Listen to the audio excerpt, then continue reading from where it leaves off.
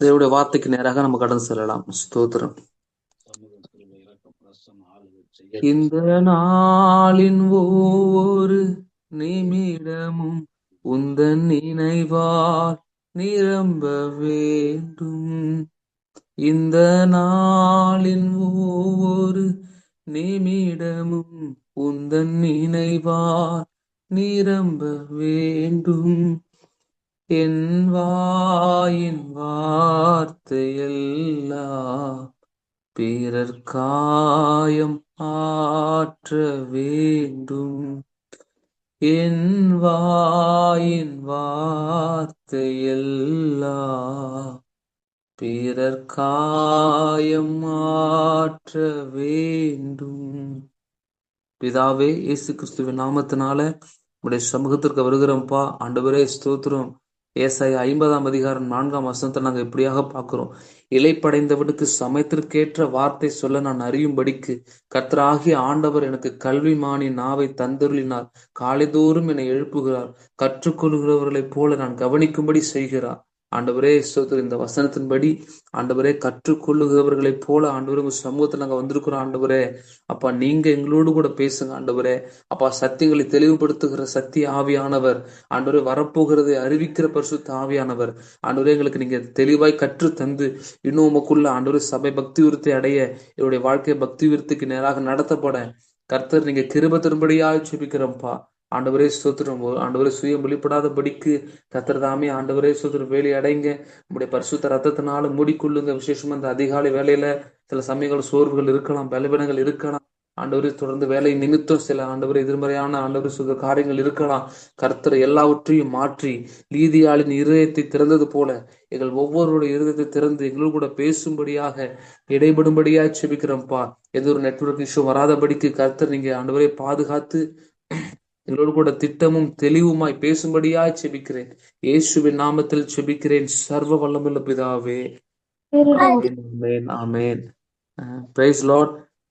இந்த வாய்ப்பை ஏற்படுத்தி கொடுத்த தேவாதி தேவனுக்கும் அதே போல அருமையான வேக்கப் கால் மினிஸ்ட்ரிஸ் இன்டர்நேஷனல் இதை நடத்துகிற ஊழியர்கள் ஒவ்வொருவருக்கும் நான் கர்த்தராகிய இயேசு கிறிஸ்துவ நாமத்தினாலே வாழ்த்துகிறேன். தேவாதி தேவனுக்கு எல்லா மகிமையும் உண்டாவதாக.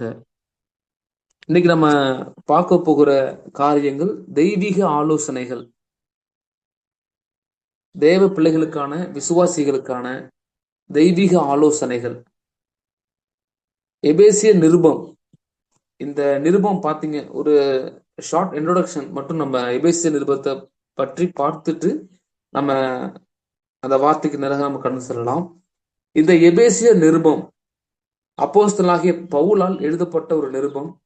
கிபி 62ல பவுல் ரோமாபுரியில இருந்த போது எழுதப்பட்டது என அநேக வேத பண்டிதர்கள், வேத வல்லுநர்கள் சொல்றாங்க. கிட்டத்தட்ட பவுல் இந்த எபேசு பட்டணத்துல 2 அல்லது 3 வருடங்கள் ஊழியத்தை செய்திருக்கலாம். அப்போஸ்தலர் 19ஆம் அதிகாரம் 1 முதல் 20ஆம் அதிகாரம் 1ஆம் வசனம் வரை இதற்கான வேத ஆதாரங்கள் காணப்படுகிறது. பவுல் ஊழியம் செய்த அந்த நாட்களில் கிட்டத்தட்ட 2,50,000 ஜனங்கள் அந்த பட்டணத்துல வாழ்ந்ததாக சொல்லப்படுகிறது. ஏன்னா இந்த எபேசு பட்டணம் ரோம சாம்ராஜ்யத்துடைய 3வது பெரிய பட்டணம். கிட்டத்தட்ட இந்த எபேசிய நிருபத்தை நிருபங்களின் ராணி என குறிப்பிடுகிறார்கள். பைபிள் ஸ்காலர்ஸ் அநேகர் சொல்லுகிற காரியம் என்ன அப்படின்னா, நிருபங்களின் ராணி. இதே எபேசு சபைக்கு பவுல் கிட்டத்தட்ட திரும்பவும் வருகிறார்.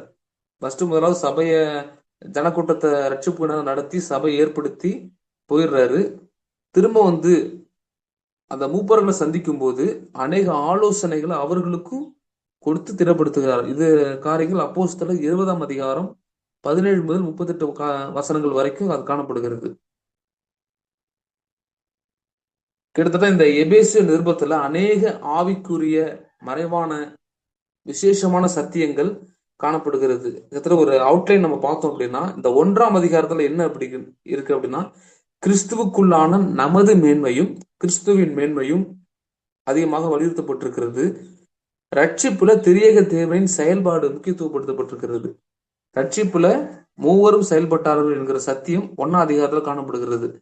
2ஆம் அதிகாரத்துக்குள்ள ரட்சிப்புக்கு முன் நம்முடைய நிலைமை என்ன, ரட்சிப்புக்கு அப்புறம் நம்முடைய நிலைமை என்ன, கிறிஸ்து நமக்காக செய்த கிரியைகள் என்னங்கிறத நம்ம 2ஆம் அதிகாரத்துல பார்க்கிறோம்.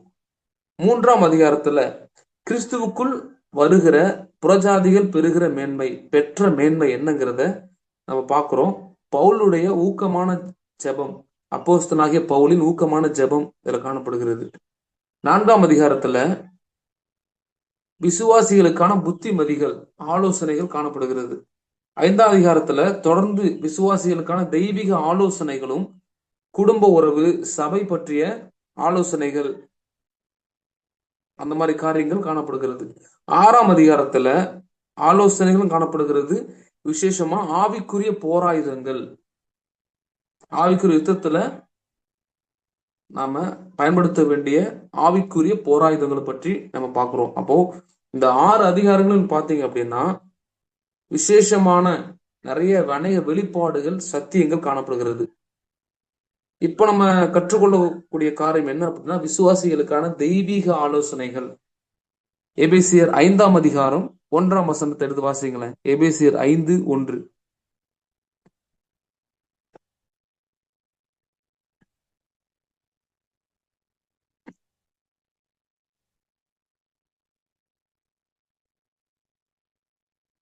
இந்த எபேசியர் 5ஆம் அதிகாரம் 1ஆம் வசனத்தை நம்ம பார்க்கிறோம். ஆதலால் நீங்கள் பிரியமான பிள்ளைகளைப் போல தேவனை பின்பற்றுகிறவர்கள் ஆகி, முதலாவது ஆண்டவர் நமக்கு கொடுக்கிற ஒரு ஆலோசனை, இந்த எபேசு சபைக்கு கொடுத்த ஒரு ஆலோசனை என்ன அப்படின்னா, நீங்கள் பிரியமான பிள்ளைகளைப் போல தேவனை பின்பற்றுகிறவர்கள் ஆகி, அதாவது தேவனை பிரியமாய் பின்பற்றுங்கள், தேவனை பிரியமாய் பின்பற்றுங்கள். நீங்களும் நானும், குட் நியூஸ் டிரான்ஸ்லேஷன்ல இந்த வசனம் எப்படி இருக்கு அப்படின்னா, since you are God's dear children, you must try to be like him. அவரை போல மாற விரும்புங்கள், அவரை போல செயல்படுங்கள். ஏன்னா நாம் அவருக்கு மிகவும் பிரியமானவர்கள்.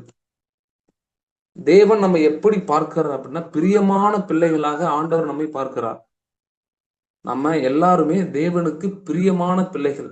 அநேக முறை சத்துருவுடைய ஒரு போராட்டம் என்ன அப்படின்னா, தேவனுடைய அன்பு நம்ம மேல குறைந்து வருவது போலவே காட்டுவான். அப்போ ஆனா தேவனுடைய அன்பு குறைகிறதா அப்படின்னு சொன்னா தேவனுடைய அன்பு குறையவே இல்லை. பிரியமான பிள்ளைகளாகத்தான் ஆண்டவர் நம்ம எப்பவும் பார்க்கிறார். அப்போ பிரியமான பிள்ளைகளாக நம்ம தேவனை பின்பற்ற வேண்டும். இன்னைக்கும் பாத்தீங்கன்னா மனுஷனை பிரியப்படுத்துவதற்கான சோதனைகள் நமக்கு முன்பதாக வைக்கப்படுகிறது. இன்னொரு காரியம் பார்த்தீங்கன்னா, உன்னை நீயே திருப்திப்படுத்திக்கொள். மனுஷனை பிரியப்படுத்தணும், இல்லை நம்மை பிரியப்படுத்தணும். ஏதோ ஒரு காரியத்தை நம்ம பிரியப்படுத்தணும் நம்ம நினைக்கிறோம். ஆனா ஆண்டவர் இங்கு கற்றுக் கொடுக்கிற காரியம் தேவனை பிரியப்படுத்துகிற வாழ்க்கை நம்ம இடத்துல இருக்க வேண்டும்.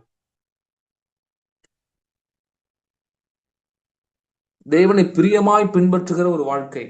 அப்போஸ்தலனாகிய பவுலுடைய வாழ்க்கை பாருங்க, ஆரம்பம் முதல் முடிவு மட்டும் அவர் தேவனை தான் பிரியப்படுத்தினார். மனுஷனை பிரியப்படுத்துவதற்கான சோதனைகள் அநேகம் வந்தது அவருடைய வாழ்க்கையில. ஆனா அநேக இடங்களை பார்க்கும்போது அவர் மனுஷனை பிரியப்படுத்தவே இல்லை, தேவனை பிரியப்படுத்துவதுதான் முக்கியத்துவப்படுத்தினார். அப்போ முதலாவது தெய்வீக ஆலோசனை, மனுஷனை நம்ம பிரியப்படுத்தக்கூடாது, தேவனை பிரியப்படுத்தணும். நம்ம எவ்வளவு ஆவிக்குரிய பிரகாரமா கூட நம்ம நன்மைகள் செய்தாலும், ஆனா தேவனை நம்ம முன்னிறுத்தி நன்மைகள் செய்தோமானால் நிச்சயமாக அது சில மாற்றங்களை நமக்கு கொடுக்கும். அப்போ நம்ம பிரியமான பிள்ளைகளை போல தேவனை பின்பற்றுகிறவர்களாகி, இதை கற்றுக்கொள்ளும்போது எனக்கு இன்னொரு காரியமும் வெளிப்பட்டது. என்ன அப்படின்னா, நீங்கள் பிரியமான பிள்ளைகளை போல, அநேக முறை நம்ம அருமையான ஒரு வசனம் இருக்கும், நீங்கள் மனம் திரும்பி பிள்ளைகளை போல் மாறாவிட்டால் பரலோக ராஜ்யத்திற்கு பிரவேசிக்க மாட்டீர்கள். ஏற்றுக்கொள்ளுங்க, பிள்ளைகளை போல ஏற்றுக்கொள்ளுங்க தேவ ராஜ்யத்தை, தேவனுடைய வார்த்தை அப்படின்னு. அநேக முறை நம்ம ஆவிக்குரிய ரீதியாக அறிவுல நம்ம பெருகினாலும் அன்பிலும் பெருக வேண்டும். தியாலஜி படிச்சிருந்த எல்லாருக்கும் தெரியும் என்ன அப்படின்னா, தேவனை பற்றிய அன்பிலும் நம்ம பெருகணும், தேவனை பற்றிய அறிவிலும் பெருக வேண்டும். அன்புங்கிறது உறவுக்கு அடையாளம், அறிவுங்கிறது ஆவிக்குரிய வளர்ச்சிக்கான ஒரு அடையாளம். அப்போ ரெண்டுமே அந்த ஒரே நேர்கோட்டுல போகும்போது, நம்ம அப்படி செயல்படும் போது நிச்சயமாக சிறந்த ஒரு ஆவிக்குரிய வளர்ச்சிக்கு நேராக சபையானது எழும்பி பிரகாசிக்கும். இந்த அந்தகாரமான இருளான உலகத்திற்கு வெளிச்சம் கொடுக்கிற சபையாக மாறும். அநேக முறை நம்ம திரும்ப குழந்தைகளாக மாறணும். எந்த விதத்துல குழந்தைகளாக மாறுவது அப்படின்னா, இப்போ குழந்தைகளுக்கு ஒரு எலி பேஸ்டையே கொடுத்து இது சாக்லேட் சொன்னா என்ன பண்ணுவாங்க? நம்புவாங்க. அதே மாதிரி தேவனுடைய வாக்கு தத்தங்கள், தேவனுடைய சத்தம், தேவனுக்கு அடுத்த காரியங்களை நம்ம குழந்தைகளை போல ஏற்றுக்கொள்ளணும். புத்தியில தான் குழந்தைகளா இருக்கக்கூடாது. சத்துருவால வஞ்சிக்கப்படுற அளவுக்கு குழந்தைகளா இருக்கக்கூடாது. ஆனா தேவனுடைய சத்தத்தையும் தேவனுடைய சித்தத்தையும் ஏற்று அதன்படி செய்கிற ஒரு பிள்ளையை போல நம்ம மாறணும். அப்போ பார்க்கிறோம், பிரியமான பிள்ளைகளைப் போல தேவனை பின்பற்றுகிறவர்களாகி, இன்னைக்கு ஆண்டவருக்கு யார் தேவை அப்படின்னா, அவரை முழுவதுமாய் பின்பற்றுகிற ஒரு கூட்டம். ஆண்டவர் கொடுக்கிற கட்டளை, சீஷர்களுக்கு கொடுக்கிற கட்டளை என்ன அப்படின்னா, என்னை பின்பற்றுங்கள், என் பின்னே வாருங்கள். அநேக முறை நம்மள திசை திருப்புவதற்கு பிசாசு தந்திரமாய் செயல்படுகிறான். ஆனா நம்முடைய இலக்கு, நம்முடைய நோக்கம் கிறிஸ்துவாக மட்டும்தான் இருக்கணும். அதான் பவுல் சொல்றாரு, கிறிஸ்து எனக்கு ஜீவன், சாவு எனக்கு ஆதாயம். அப்போ கிறிஸ்துவை பிரியப்படுத்துகிற ஒரு வாழ்க்கையை ஆண்டவர் நம்ம இடத்துல விரும்புகிறார். எந்த விதத்திலும் மனுஷனுக்கு பிரியமாய் நம்ம நடக்கவே கூடாது. அருமையான சாது சுந்தர் சிங் அவர்கள், மிஷினரியாக இருந்த சாது சுந்தர் சிங் அவர்களுடைய வாழ்க்கையில இப்படியாக ஒரு காரியம் நடந்துச்சு. அவர் சீக்கிய மதத்தை சேர்ந்தவர், ரொம்ப ஒரு வைராக்கியமா வாழ்ந்தவர். புதிய ஏற்பாட்டை பைபிளை கிழிச்சு போட்டு அதை எரிச்சு அப்படி அதுல சந்தோஷப்பட்டவர். அவரை தேவன் சந்தித்தார். அவர் இயேசுவை ஏற்றுக்கொண்டதுனால அவங்க வீட்டுல யாரும் அவர் ஏத்துக்கல. கிட்டத்தட்ட அவர் வெளியே போய் ஒரு சுவிசேஷம் சொல்லிட்டு அப்படிதான் அவர் இருந்திருக்கிறாரு. அப்ப அவருடைய மாமா அவரை கூட்டிட்டு போய் தன்னுடைய வீட்டுக்கு அடியில ஒரு சுரங்கம் போல இருக்கிற ஒரு இடத்துக்கு கொண்டு போய் அங்க தங்கம், வெள்ளி, கிட்டத்தட்ட வைரங்கள், இந்த மாதிரி எக்கச்சக்கமான பொக்கிஷங்கள் அதெல்லாம் காட்டிட்டு அவர் சொன்னார், நீ கிறிஸ்துவை விட்டுட்டு நீ வந்துட்ட அப்படின்னா என்னுடைய பொண்ணையும் நான் உனக்கு தருவேன், இந்த தங்கம், இந்த மாதிரியான எல்லா ஆசீர்வாதமும் நான் உனக்கு தருவேன் அப்படின்னு அவர் சொன்னாராம். சாது சுந்தர் சிங் அந்த பொருட்கள், அந்த செல்வத்தெல்லாம் பார்க்கும்போது அது அவருடைய மனதை அவர் தொடவே இல்லை. அதை பார்க்கும் போதெல்லாம் கல்வாரி சிலுவையில சிந்தன அந்த ரத்தம், அந்த தழும்புகளோடு கூட கிறிஸ்து எப்படி சிலுவையில் அறையப்பட்டாரோ அந்த தரிசனங்கள் தான் அவர் முன்பதாக ஓடிச்சான். அப்ப அவர் சொன்னாராம், என்னுடைய கிறிஸ்துவுக்கு முன்பதாக இந்த உலகத்தில் செல்வம் ஒன்றுமே இல்லை, எனக்கு கிறிஸ்து மாத்திரம் போதும், இந்த அழிந்து போகிற செல்வங்கள் எனக்கு வேணான்னு சொல்லி கிறிஸ்துவ அவர் பின்பற்றினாராம். அப்போ நீங்களும் நானும் யாரை பின்பற்றுகிறோம் அப்படின்னா கிறிஸ்துவை பின்பற்றுகிறோம். கிறிஸ்துவை பின்பற்றுவதில் நம்ம உறுதியா இருக்கணும். பிரியமான பிள்ளைகளை போல தேவனை பின்பற்றுகிறவர்களாகி ஒவ்வொரு காரியத்திலும் ஆண்டவர் எப்படி நடந்தார், ஆண்டவர் இந்த சிச்சுவேஷன்ல எப்படி செயல்பட்டார், ஆண்டவர் இப்படி பேசுவாரா, இப்படி யோசிப்பாரா. நமக்கு முன் உதாரணம் யாருன்னா ஆண்டவர் தான். அவருடைய அடிச்சுவடுகளை பின்பற்றும்படியாக நீங்களும் நான் அழைக்கப்பட்டிருக்கிறோம். அப்போ அவர் நடந்தபடியே நாமும் நடக்க வேண்டும். அப்போ முதலாவது தெய்வீக ஆலோசனை என்ன அப்படின்னா, நீங்கள் பிரியமான பிள்ளைகளை போல தேவனை பின்பற்றுங்கள், தேவனை பிரியமாய் பின்பற்ற வேண்டும். இரண்டாவது 5ஆம் அதிகாரம் 2ஆம் வசனத்தை வாசிங்களேன். எபேசியர் 5:2.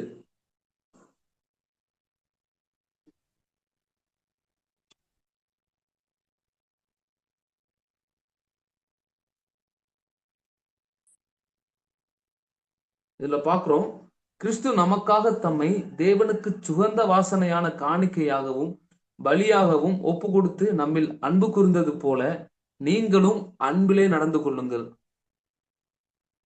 நீங்களும் அன்பிலே நடந்து கொள்ளுங்கள். ஆண்டவர் தருகிற இரண்டாவது ஆலோசனை, பவுல் எழுதுகிற சபைக்கு எழுதுகிற இரண்டாவது ஆலோசனை என்ன அப்படின்னா, அன்பிலே நடந்து கொள்ளுங்கள். நீங்களும் நானும் தேவனுடைய அன்பால் நிரப்பப்பட்டவர்கள். அப்போ நம்ம அன்புல நடக்க வேண்டும். இன்னைக்கு அநேக முறை ஏன் நம்மளால அன்புல நடக்க முடியல அப்படின்னா, நம்முடைய மாம்சம் மேலோங்குகிறது, சுயநலம். அநேக முறை இந்த சுயத்தினாலதான் நம்ம தேவனுடைய சித்தத்தை நிறைவேற்ற முடியல. நான், எனக்கு, என்னுடைய குடும்பம், அந்த ஒரு இந்த காயின் ஆபேல் சம்பவத்தை பாருங்களேன். அந்த ஆபேல காயின் தான் கொன்னது. அந்த ரத்தம் வந்து கூப்பிடுது, எல்லாமே தேவனுக்கு தெரியும். ஆனா உன் சகோதரனாகிய ஆபேல் எங்கேன்னு தேவன் கேட்கும்போது அந்த காயின் சொல்றான், என் சகோதரனுக்கு நான் காவலாளியோ, என் சகோதரனுக்கு நான் காவலாளியோ அப்படின்னு கேட்கிறான் காயின். இன்னைக்கும் அநேக விதத்துல இந்த ஆவி பயங்கரமா கிரியை செய்யுது. காயினின் ஆவி என்னன்னா சுயநலத்தின் ஆவி. யாரு எப்படி போனா எனக்கு என்ன, இவங்க எப்படி போனா எனக்கு என்ன, நான் என்னுடைய குடும்பம் என்னுடைய வாழ்க்கை, இப்படியே நம்ம அநேக முறை பிசாசு அநேகரை வஞ்சித்து வைத்து சுயநலமான ஒரு வாழ்க்கைக்கு நேராக நடத்தி கொண்டிருக்கிறான். நீங்கள் நானும் சுயநலத்திற்காக அழைக்கப்பட்டவர்கள் அல்ல, தேவனுடைய சித்தத்தை, தேவனுடைய அன்பை விதைப்பதற்காக தெரிந்து கொள்ளப்பட்டவர்கள். இன்னைக்கு அநேக முறை நம்ம சுயத்திற்காக வாழும்போது தேவனுடைய புயம் அநேக நேரங்களில் நம் மூலமாக வெளிப்படுவதில்லை. எந்த ஒரு மனிதன் தன்னுடைய சுயத்தை வெறுத்து முழுவதும் தேவனுடைய தெய்வீக அன்பால் நிரப்பப்பட்டு ஊழியங்களை செய்யும் போது நிச்சயமாக அது ஜெயமுள்ள வாழ்க்கையாய் இருக்கும். அதே போல சில நாட்கள்ல ஆவிக்குரிய வெற்றிக்கான ரகசியங்கள் அப்படி ஒரு செய்தி எடுத்துக்கொண்டிருக்கும் போது ஆண்டவர் உணர்த்துற ஒரு காரியம் என்ன அப்படின்னா, நிறைய காரியங்கள் எழுதி கொண்டே இருந்தேன். அப்போ ஆண்டவர் சொன்ன ஒரு காரியம், அன்பிலே அதாவது தேவனுடைய தெய்வீக அன்பால் நிரப்பப்பட ஆட்டோமேட்டிக்கா நம்ம ஆவிக்குரிய வாழ்வுல வெற்றி உள்ளவர்களாய் வாழ முடியும்.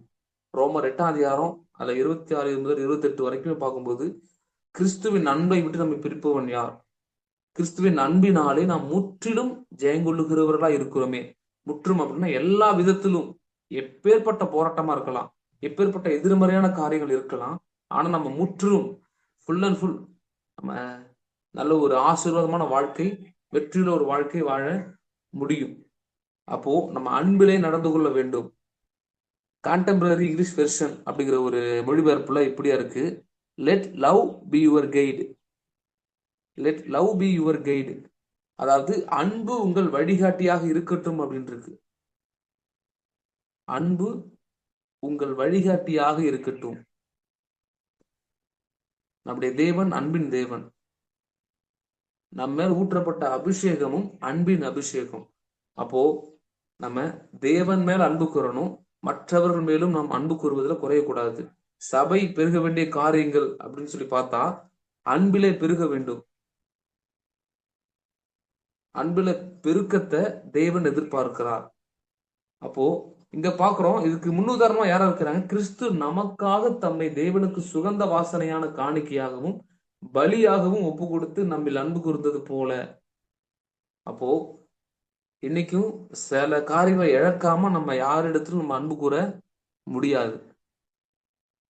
உலகத்திலேயே எந்த வேதத்திலும் இல்லாத ஒரு வார்த்தை அப்படின்னு சொன்னா குறிப்பிட்ட அந்த ஒரு வார்த்தை என்னன்னா, உங்கள் சத்துருக்களை சிநேகியுங்கள், லவ் யுவர் எனிமீஸ். இந்த வார்த்தை எந்த ஒரு வேதத்திலும் கிடையாது பைபிளை தவிர. உங்கள் சத்துருக்களை சிநேகியுங்கள், உங்களை சபிக்கிறவர்களை ஆசிர்வதியுங்கள், உங்களை நிந்திக்கிறவர்களுக்காக ஜெபம் பண்ணுங்கள். தெளிவா எப்படி இருக்கிறா, நிந்திக்கிறவர்களுக்காக ஜெபம் பண்ணுங்கள், அவரை நிந்தித்து ஜெபம் பண்ணுங்கள் அப்படின்னு இல்லை.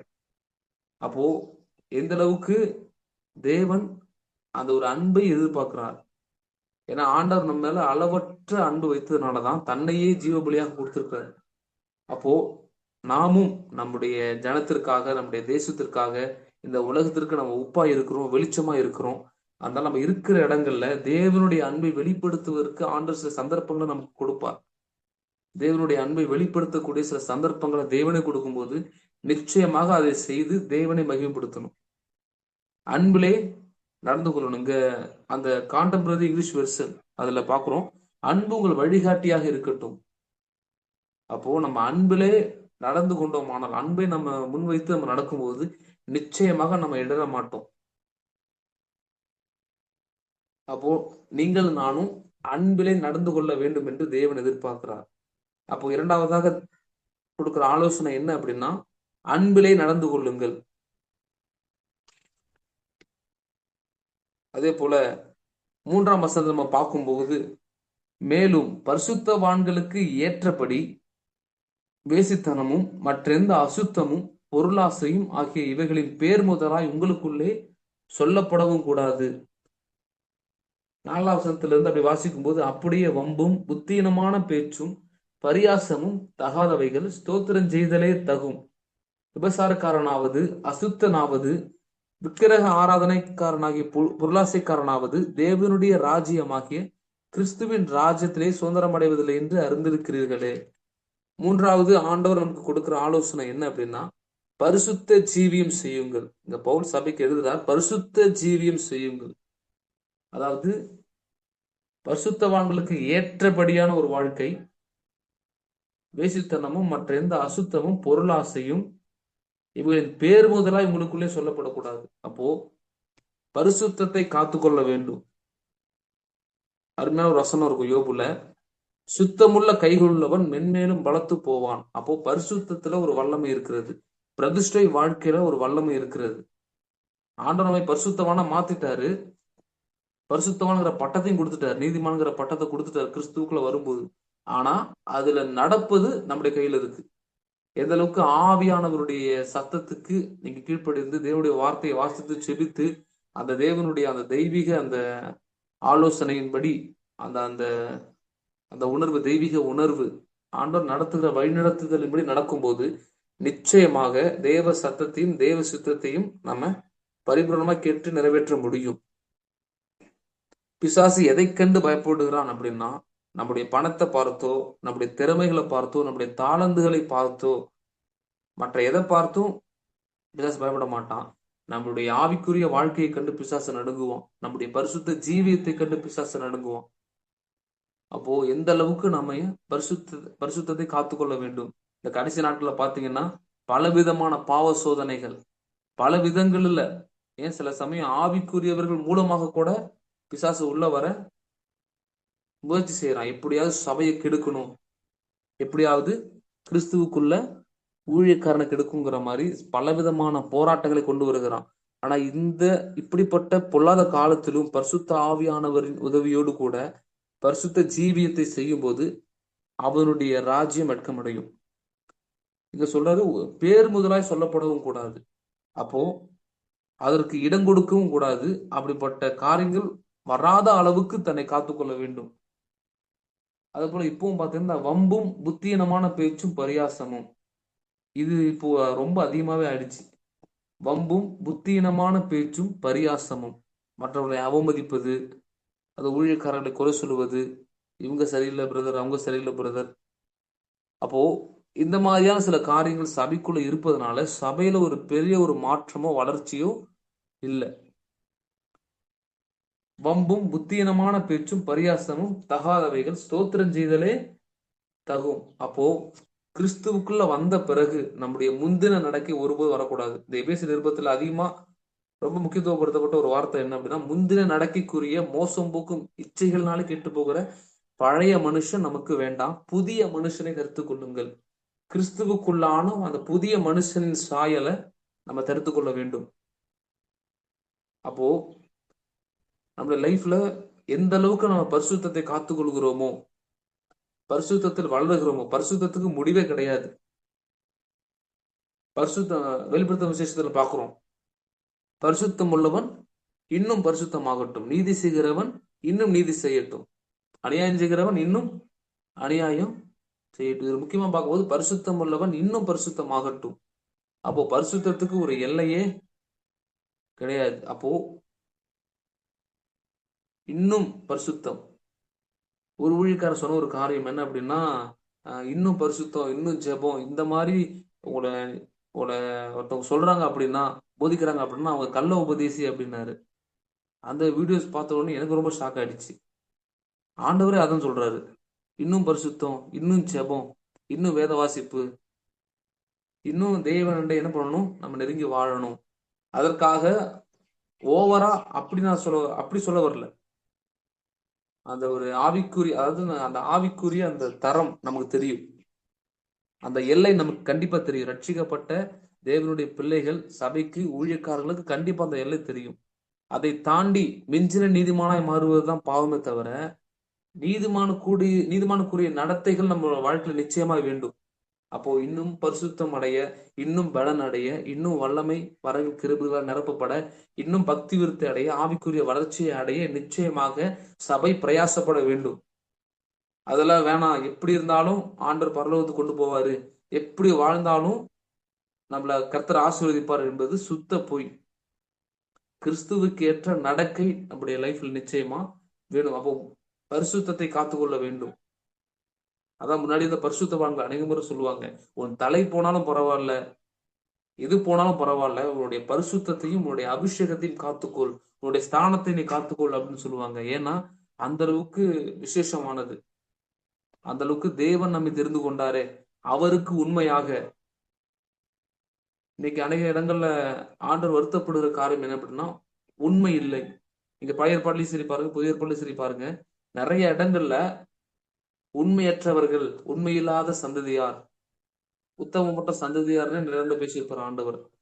அப்போ நீங்களும் நானும் உண்மையும் உத்தமமான கபடற்ற ஆவிக்குரிய மனவாட்டியாக மாற வேண்டும். இந்த எபேசு நிருபத்துல சபை மனவாட்டிங்கிறது சொல்லப்பட்டிருக்கு.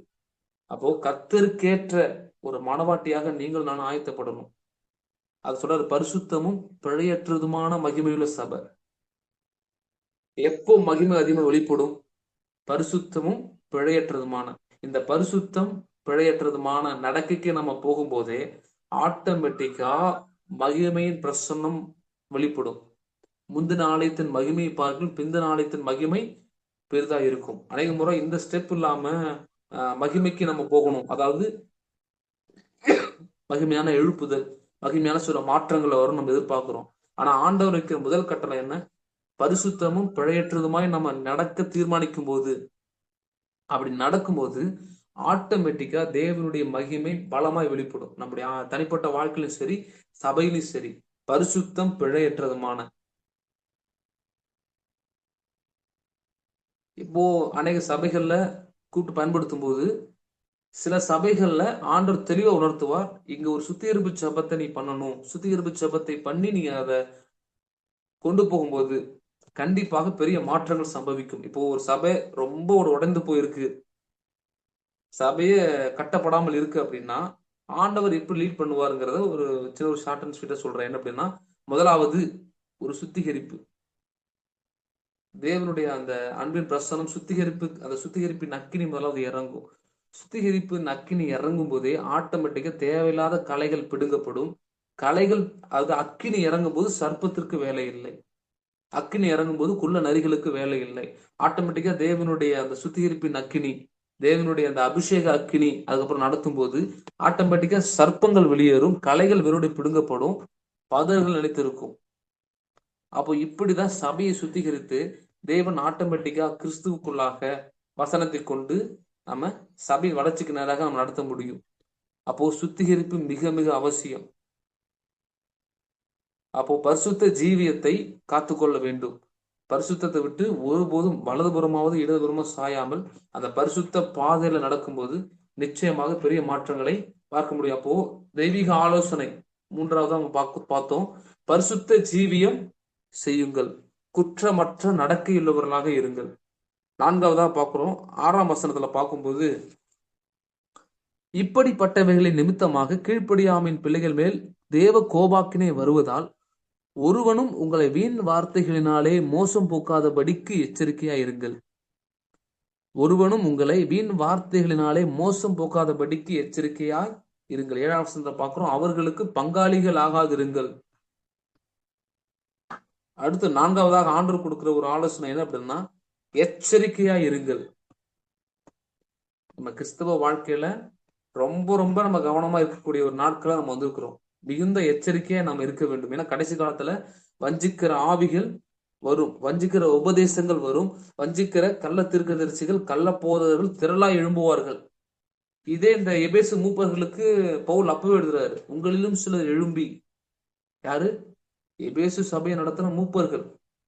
அவங்க பார்த்து பவுல் சொல்றாரு, உங்களிலும் சிலர் எழுப்பி சீஷர்களை தன்வசமாய் இழுத்து கொள்ளும்படி மாறுபாடான வேலை போதிப்பார்கள் என்று அறிந்திருக்கிறேன்னு சொல்லி அப்பவே கிபி 60 சம்திங்ல என்ன பண்றாரு, அவரு சொல்லியிருக்கிறாரு. அப்போ இன்னைக்கும் பாத்தீங்கன்னா வஞ்சிக்கும்படியான பலவிதமான ஆவிகள் உலாவிக் கொண்டிருக்கிறது.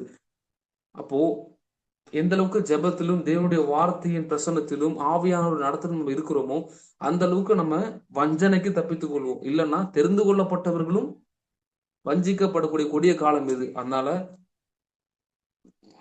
மிகுந்த எச்சரிக்கை நம்முடைய லைஃப்ல ரொம்ப ரொம்ப அவசியம். நம்ம நிறைய உலக காரியங்கள் நம்ம பார்க்கிறோம், செய்திகள்ல பார்க்கிறோம். கொஞ்சம் அசால்ட்டா இருந்ததுனால அனைவருடைய உயிர்கள் போயிருக்கு. கொஞ்சம் அசால்ட்டா இருந்ததுனால மேன்மைகள் போயிருக்கு. கொஞ்சம் அசால்ட்டா இருந்ததுனால வர வேண்டிய ஆசீர்வாதங்கள் தவற விட்டுருக்காங்க அநேகர். ஆனா நம்ம ஆவிக்குரிய பிள்ளைகள், தேவனுடைய பிள்ளைகள் ஒரு நாளும் அஜாக்கிரதையாக இருக்கக்கூடாது.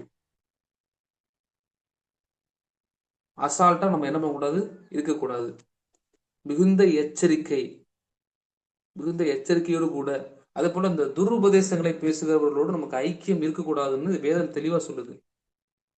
துருபதேசத்தை பேசுகிற, தெளிவாக துருபதேசத்தை போதிக்கிறவர்களோடு நமக்கு ஐக்கியமோ, அது அவர்களுக்காக நம்ம நன்மையா பேசினா கூட அதை ஆண்டவர் எப்படி எடுத்துக்குவார்னா, அவர்களுக்கு பங்காளிகள் போல நம்மளை எடுத்துக்கொள்வார். அவங்களை வாழ்த்துவது கூடாதுன்னு பைபிள் இருக்கு. அப்போ ஒருவர் தெரிந்தே வேத புரட்டனா இருக்கிற ஒருவனுக்கு நீ 2 தரம் புத்தி சொன்ன பிறகு நீ விலகு அப்படின்ட்டார் ஆண்டவர். அப்போ சரியாக உபதேசத்தை போதிக்காத நபர்களோட நமக்கு ஐக்கியம் இருக்கக்கூடாது, சபை அங்கீகரிக்க கூடாது. இந்த உபதேசம் தப்பு அப்படின்னா நிச்சயமாக புத்தி சொல்லணும், இல்லைன்னா விலகிடணுமே தவிர ஏதோ ஒரு காரியத்திற்காக, ஏதோ ஒரு காரியம் சிறப்பா இருக்குன்னு சொல்லி போகணும் அப்படின்னா நிச்சயமாக வஞ்சிக்கப்பட்டுருவோம். அதனால நம்ம மிகுந்த எச்சரிக்கையா இருந்து சரியாக நம்ம தேவனுடைய வார்த்தையின்படி வாழ வேண்டும். கடைசியாக 11ஆம் வசனத்துல பார்க்கிறோம், கனியற்ற அந்தகார கிரியைகளுக்கு உடன்படாமல் அவைகளை கடிந்து கொள்ளுங்கள். அந்தகார கிரியைகளை கடிந்து கொள்ளுங்கள். அந்தகாரம் அசுத்த ஆவி, பிசாசின் ராஜ்யம், இருளின் ராஜ்யம். இந்த உலகத்துல 2 விதமான ராஜ்யங்கள் போராடி கொண்டிருக்கிறது. ஒன்னு தேவனுடைய ராஜ்யம், இன்னொன்னு பிசாசின் ராஜ்யம். ரட்சிக்கப்பட்டு பிசாசின் ராஜ்யத்துக்கு நம்ம வெளியே வந்துட்டோம். இப்ப தேவனுடைய ராஜ்யத்தின் கட்டுக்குள்ள இருக்கிறோம். ஆனாலுமே பிசாசு பாத்தீங்கன்னா அப்பப்ப தன்னுடைய இருளின் ராஜ்யத்திற்கு இழுத்து கொள்ளும்படியாக போராடுகிறான். அப்போ நம்ம என்ன பண்ணணும் அப்படின்னா, அவைகளை கடிந்து கொள்ள வேண்டும். ஜபத்தினாலும் பரிசுத்தத்தினாலும் அவனை கடிந்து கொண்டு நாம் மேற்கொள்ள வேண்டும். நாம அவைகளால மேற்கொள்ளப்படவே கூடாது. ஏன்னா பாதாளம் சபை மேற்கொள்ளாத உண்மைதான். நம்ம விழிப்பா இருந்து அவை மேற்கொள்ளாதபடிக்கு நம்ம அதை மேற்கொண்டு ஜெயிக்க வேண்டும். சில சமயம் உலக வழிபாடு, பாரம்பரியம், ரொம்ப இந்த ஓவர் கான்பிடன்ஸ், இந்த உலக வழிபாடுன்னு சொல்றாங்களே, உலக வழிபாடுகள், இந்த உலகத்தின் போக்குல உலகம் என்ன சொல்லுகிறதோ அதை கேட்பவன் கிறிஸ்தவன் அல்ல. தேவன் என்ன சொல்லுகிறாரோ அதை கேட்டு உலகத்தை மாற்றுபவனே கிறிஸ்தவன். உலகத்தை கலக்குகிறவன் தான் கிறிஸ்தவன்.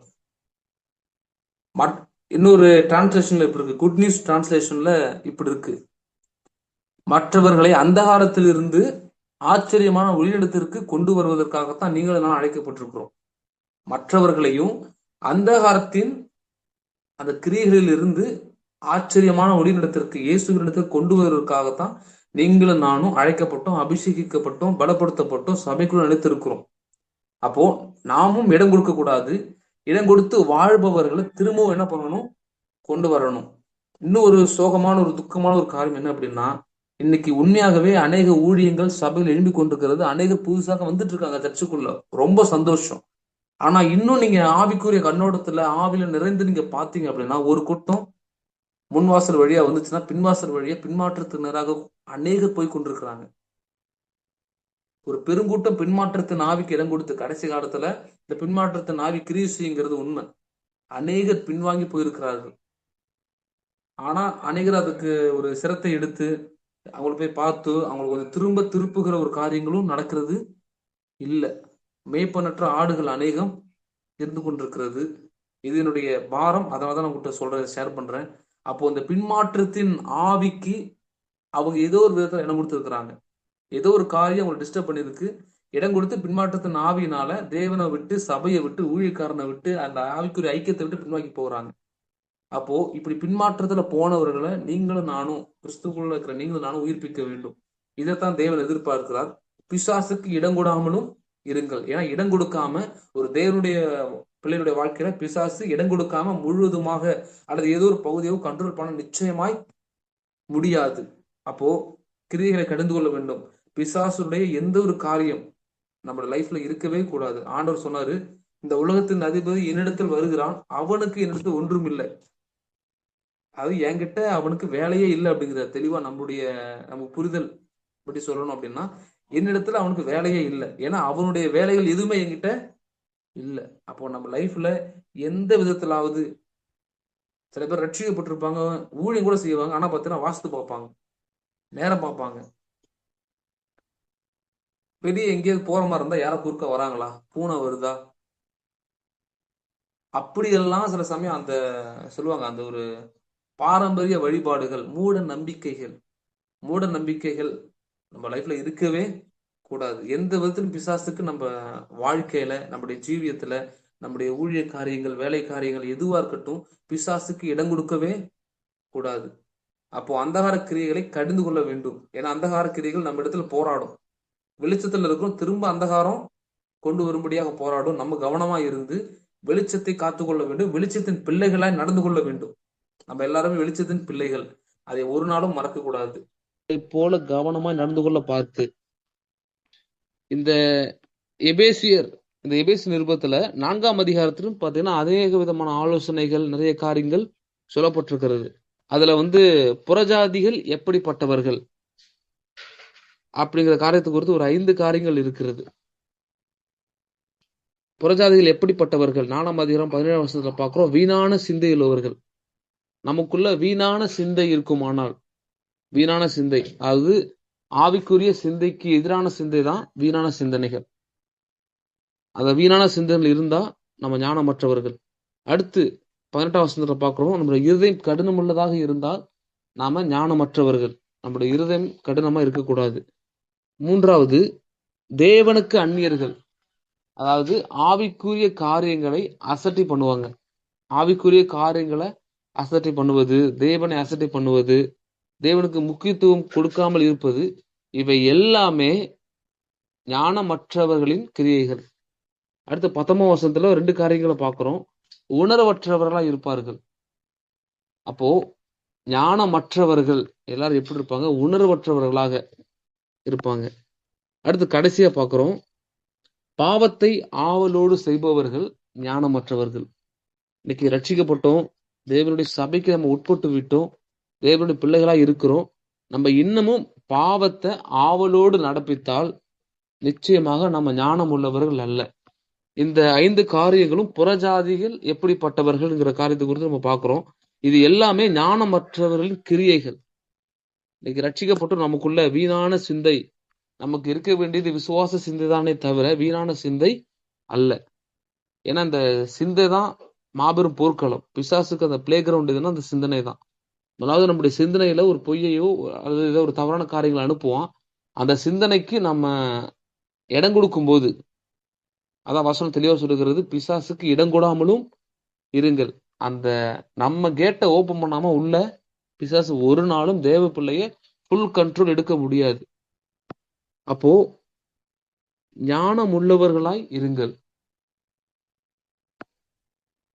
ஆண்டவர் தன்னுடைய சீஷர்களுக்கு சொன்ன ஒரு மகத்தான ஒரு கற்பனை என்ன அப்படின்னா, நீங்கள் சர்ப்பத்தை போல வினா உள்ளவர்களும் புறாக்களை போல கபடற்றவர்களுமா இருங்கள். அநேக நேரங்களை பார்க்கும்போது சில பேர் புறாக்களை போல கபடற்றவங்களா மட்டும்தான் இருப்பாங்க. சில பேர் சர்ப்பத்தை மட்டும் போல வினா உள்ளவர்களா மட்டும் இருப்பாங்க. ஆனா 2மே வேண்டும். அந்த 2மே இருக்கும்போது நிச்சயமாக சரியான ஞானமுள்ள ஒரு கிறிஸ்தவ வாழ்க்கை வாழ முடியும். ஞானமுள்ளவர்களாய் இருங்கள். ஓசியா தீர்க்கதரிசன புத்தகத்துல ஆண்டவர் இப்படியா சொல்றாரு, என் ஜனங்கள் அறிவில்லாமையினால் சங்காரமாகிறார்கள்.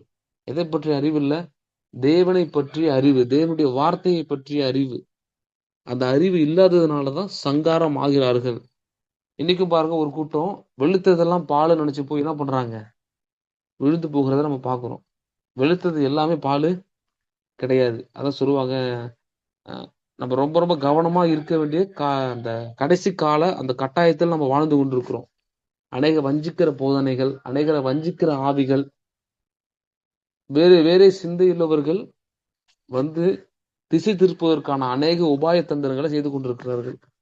அப்போ தேவனை பற்றிய ஞானம், மனுஷர்களை பற்றிய ஞானம், ஆவிகளை பகுத்தறியக்கூடிய கிருபை நமக்கு நிச்சயமாக வேண்டும்.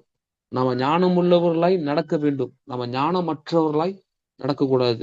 ஆண்டவர் அந்த ஒரு ஆலோசனை நமக்கு கொடுக்கிறார். இந்த ஞானம் உள்ளவருடைய ஒரு விசேஷித்த ஒரு அடையாளம் என்ன அப்படின்னா, இங்க கீழே அடுத்த வசனத்திலே வாசிங்களேன்.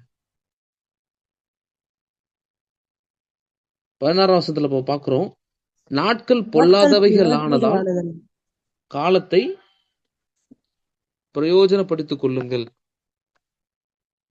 ஞானம் உள்ளவனுடைய ஒரு விசேஷித்த ஒரு அடையாளம் என்ன அப்படின்னா, காலத்தை பிரயோஜனப்படுத்திக் கொள்வது. அநேக முறை காலத்தை ரொம்ப பிரயோஜனப்படுத்துறது யாரு அப்படின்னா பிசாசு தான். வசனம் வெளிப்படுத்த விசேஷத்துல இருக்கு, தனக்கு கொஞ்ச காலம் மாத்திரம் உண்டென்று அறிந்த பிசாசு மிகுந்த கோபமா என்ன பண்றான், அவன் தன்னுடைய கிரியைகளை செய்ய ஆரம்பிக்கிறான்னு வெளிப்படுத்த விசேஷத்துல இருக்கு. அப்போ சத்துருவானவனுக்கு தெரியுது, இது கடைசி காலம், நமக்கு கொஞ்ச காலம் மாத்திரம் உண்டென்று அவன் போராடுகிறான். ஆனா இது கடைசி காலம் கடைசி காலம்னு சொல்லி ஊழியர்களா இருக்கட்டும், சபையா இருக்கட்டும், வேதத்துல அநேக இடங்கள் ஆண்டவர் மேற்கோள் காட்டி நமக்குள்ள ஒரு அசட்டையான ஒரு இருதயம். நிச்சயமாகவே கடைசி காலத்தின் அந்த ஒரு அந்த நொடியில் நம்ம வாழ்ந்து கொண்டிருக்கிறோம். ஏன்னா எங்க பார்த்தாலும் அநேக விதமான பாவங்கள், துணிகரங்கள், அசுத்தமான காரியங்கள், பாவமே இல்லைங்கிற வடிவத்துல பாவங்கள் காணப்பட்டு கொண்டிருக்கிறது. அப்போ ஆண்டவர் சொன்ன எல்லா காரியங்களும் கடைசி காலத்துல என்னென்ன சம்பவங்கள் நடக்கும், சுபாவ அன்பில்லாதவர்கள், நீங்க பாருங்க செய்திகள்ல சிறு பிள்ளைகள் முதற்கொண்டு பாலியல் துன்புறுத்தல், அது போல பிள்ளைகள் பெற்றோரை எழுப்பி கொலை செய்வது, பெற்றோர்கள் பிள்ளைகளை கொலை செய்வது, இந்த மாதிரி அநேக காரியங்கள் தொடர்ந்து நடந்து கொண்டே வருகிறது. இதுக்கு என்ன காரணம் அப்படின்னா, இது கடைசி காலம். நம்ம உணர்ந்து கொள்ளணும், இது கடைசி காலம், இனியும் காலம் செல்லாது. இது கடைசி காலம் என்ற ஒரு அறிவு நமக்கு நிச்சயமாக இருக்கணும். அப்போ இந்த கடைசி காலத்துல நம்ம என்ன பண்ணணும், காலத்தை பிரயோஜனப்படுத்திக் கொள்ள வேண்டும். நமக்கு கொடுக்கப்பட்ட வாய்ப்புகளை சரியாக பயன்படுத்தணும். திறந்த வாசல் அடைபடும் முன்னே நம்ம தேவனுக்காக செயல்பட்டு நம்ம தேவ சித்தத்தை நிறைவேற்றணும். ஏன்னா இன்னைக்கு சில வாசல்கள் திறக்கப்பட்டிருக்கு, ஆனா சீக்கிரம் மூடப்படும். அப்போ அந்த நேரத்தை நம்ம சிறப்பாக அறிந்து செயல்படணும். நம்முடைய ஆண்டவராக இயேசு கிறிஸ்து 3 வருஷம் ஊழியம் செய்த போது பாருங்க, அவர் எங்கேயுமே டைம் வேஸ்ட் பண்ணதாக வேதத்துல ஆதாரங்கள் இல்ல. அந்த நேரத்தை சரியாக அவர் அதனாலதான் அவர் சிறந்த தலைவர். நேர மேலாண்மை நமக்கு நிச்சயமாக வேண்டும். நம்முடைய நேரத்தை சரியாக பயன்படுத்திக் கொள்வர்கள் பாத்தீங்கன்னா சிறந்த ஒரு பங்கை அவங்க எப்பவுமே அடைவாங்க. அப்போ நம்முடைய கிறிஸ்தவ வாழ்க்கையில நேர மேலாண்மை மிக மிக அவசியம். நேரத்தை சரியாக பயன்படுத்திக் கொள்ளும் போது நிச்சயமாக தேவனும் சந்தோஷப்படுவார். அப்போ அந்த குறிப்பிட்ட காலம், அதான் வசனம் சொல்லுது, இன்றே ரட்சணியினால் இன்றே அனுக்கிரக காலம், இன்று ரட்சணியினால் இன்றே அனுக்கிரக காலம். அப்போ நமக்கு கொடுக்கப்பட்ட அந்த நேரத்துல நம்ம தேவனுக்காக என்ன பண்ணணும், செயல்பட்டு கொண்டே இருக்க வேண்டும். பாவத்தினாலோ அல்லது மற்றவர்களுடைய ஆலோசனைகளாலோ அல்லது பிசாசு கிரியைகளினாலோ நம்ம நேரத்தை வீணாக்க கூடாது. நம்முடைய நேரத்தை சரியாக பயன்படுத்திக் கொள்ள வேண்டும். அப்போ ஆண்டவர் கொடுக்கிற 6வது ஆலோசனை என்ன அப்படின்னா, ஞானம் உள்ளவர்களா இருங்கள். ஞானமற்றவர்களாக, அதாவது அறிவற்றவர்களாக நாம் இருக்கக்கூடாது. தேவனுடைய பிள்ளை தெய்வீக ஞானத்தால் நிரப்பப்பட்ட பிள்ளையாக இருக்க வேண்டும். அடுத்து 17ஆம் வசனத்தை வாசிங்களேன். 17ஆம் வசனம். ஆகையால் நீங்கள் மதியற்றவர்களாயிராமல் கர்த்தருடைய சித்தம் இன்னதென்று உணர்ந்து கொள்ளுங்கள். இங்க பாக்குறோம், இதுவும் ஞானம் உள்ளவர்களுடைய செயல். என்ன அப்படின்னா, தேவ சித்தத்தை உணர்ந்து கொள்ளுங்கள். தேவ சித்தத்தை உணர்ந்து கொள்ளுங்கள். ஒரு ஊழியக்காரர் இப்படியாக பிரசங்கம் பண்றதை நான் கேள்விப்பட்டிருக்கிறேன். என்ன அப்படின்னா, நான் மிகவும் பயப்படுகிற காரியம் பிசாசுக்கும் அல்ல, மனுஷனுக்கும் அல்ல, எந்த விதமான காரியங்களுக்கும் அல்ல, நான் தேவ சித்தத்தின் மையத்தின் நடுவுல, அந்த தேவ சித்தத்தின் நடு மையத்தில் நான் இருக்கிறேனா அப்படின்னா, அதுல நான் தவறி விட்டேன் அப்படின்னா நிச்சயமாக அதுதான் எனக்கு ஒரு மிகப்பெரிய பயம் அப்படின்னு சொன்னாரு. நம்ம அந்த அந்த ஆரோஸ் இது பண்ற நம்ம பார்த்துருக்கோம், இந்த வில்லம்பு விடுவாங்கல்ல கரெக்டா அந்த ஒரு நடு மையத்துல, அதை நீங்க கொஞ்சம் கற்பனை பண்ணிக்கோங்க. அதுல நடுவுல ஒரு துளை இருக்கும், அதை ஃபுல்லா சுத்தி அங்கங்க சில நிறைய வட்டங்கள் இருக்கும். ஆனா நம்முடைய இலக்கு எதை நோக்கி இருக்கணும் அப்படின்னா, அந்த சென்டர் பிளேஸ், அதுதான் வெற்றி. அதுதான் சரியானது. அதை நம்ம பண்ணும்போது நம்ம வெற்றியாளனாய் மாற முடியும். அநேகர் நம்மை பார்த்து சந்தோஷப்படுவார்கள். ஆனா அதை விட மற்ற நம்ம எங்க இது பண்ணாலும் அது ஃபெயிலியர். தேவ சித்தத்தை பொறுத்த வரைக்கும் நோ காம்ப்ரமைஸ். ஆண்டவரே, இதுதான் தேவ சித்தத்தை வெளிப்படுத்தின பிறகும் இல்ல நான் கொஞ்சம் அட்ஜஸ்ட் பண்ணி போறேன். நோ, அட்ஜஸ்ட் பண்ணி போறதுக்காக ஆண்டவர் உங்களை என்னையும் அழைக்கல.